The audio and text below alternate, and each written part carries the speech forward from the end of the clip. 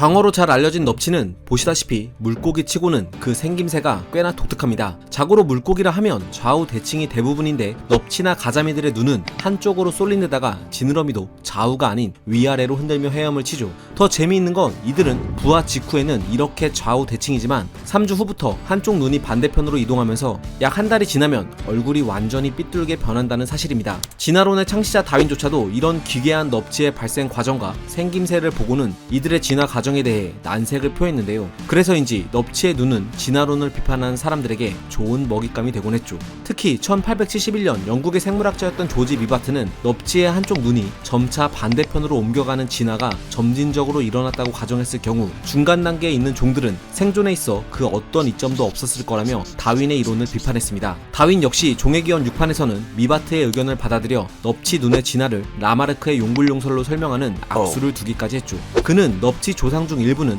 천적을 피하기 위해 바닥에 가라앉아 생활했고 그러면서 점차 한쪽 눈을 반대쪽으로 옮겨가는 녀석들이 많아졌으며 이런 형질이 후대로 계속 유전돼 지금의 넙치가 됐다고 설명했습니다. 이렇듯 넙치는 진화생물학계를 혼란스럽게 만든 물고기였죠. 이런 혼란은 20세기에 들어서도 여전했는데 1933년 미국의 유전학자였던 골드 슈미츠는 넙치의 눈은 점진적 진화가 아닌 우연한 돌연변이로 급격하게 진화했다고 설명했습니다.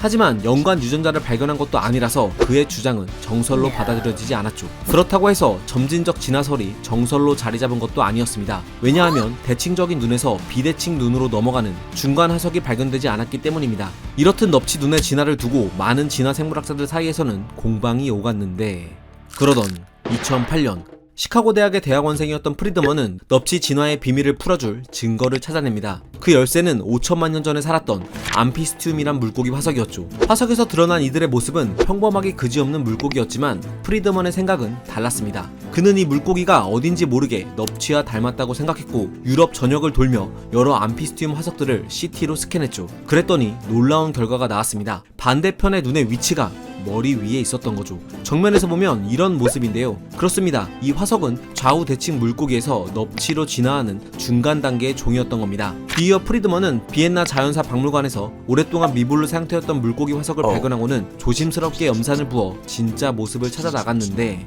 이 물고기 역시 여기 사진에서처럼 오른쪽 눈은 정상적으로 위치해 있는 반면 왼쪽 눈은 머리 위쪽에 위치해 있었던 거죠. 그는 이 물고기를 넙치처럼 색다르게 헤엄치는 물고기란 뜻의 헤테로넥테스 샤네티로 명명했습니다. 프리드먼은 앞선 화석 증거들을 통해 넙치가 한순간에 도약해 진화한 게 아니라 이렇게 좌우 대칭인 경골 어류로부터 암피스티움, 헤테로넥테스와 같이 한쪽 눈이 머리 위로 올라가는 과정을 거쳐 지금의 모습까지 점진적으로 진화해 왔다고 주장했죠. 자, 그런데 이렇게 점진적으로 진화했다면 이들의 비대칭 눈은 도대체 생존에 어떤 이점이 있어 자연 선택된 걸까요? 과학자들은 아프리카에 서식하는 ним프크로미스 리빙스톤이란 물고기로부터 그 단서를 찾았는데요. 이들은 몸을 바닥에 옆으로 눕힌 채 죽은 척하며 먹잇감을 기다리는 방식으로 사냥을 합니다. 이는 바닥에 눕는 행동이 생존에 유리하다는 걸 뜻하죠. 일부 과학자들은 넙치나 가자미의 조상 중 일부도 이와 마찬가지로 바닥 생활을 하는 녀석들이 있었고 이때 한쪽 눈이 모래 속에 파묻혀 외눈박이가 되는 것을 막기 위해 어쩔 수 없이 두개골이 뒤틀리며 한쪽 눈이 위쪽으로 돌아가는 진화의 경로를 택했다고 주장합니다.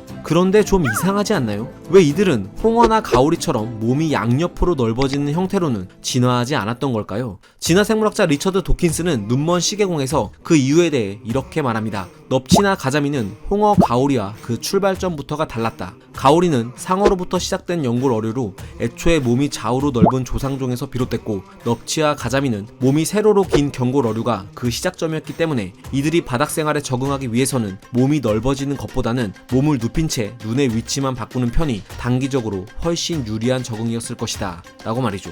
그러니까 넙치와 가오리는 다른 계통이지만 수렴 진화의 결과 행동과 외형이 비슷해졌을 뿐 애초에 출발점이 달랐기 때문에 반드시 같은 진화의 과정을 거칠 필요는 없다는 겁니다. 최근에는 넙치 배아의 피부에서 발현되는 색소의 비대칭이 넙치의 눈 주변 세포 형성에 영향을 주고 이 때문에 한쪽 눈이 점차 반대편으로 이동한다는 분자적 관점으로 메커니즘을 설명하는 논문들도 속속 등장하고 있는데요. 국민 횟감인 광어에 이런 진화의 역사가 담겨있다는 사실이 정말 놀랍지 않나요? 과학은 세상을 보는 창, 지금까지 과학 드림이었습니다. 감사합니다.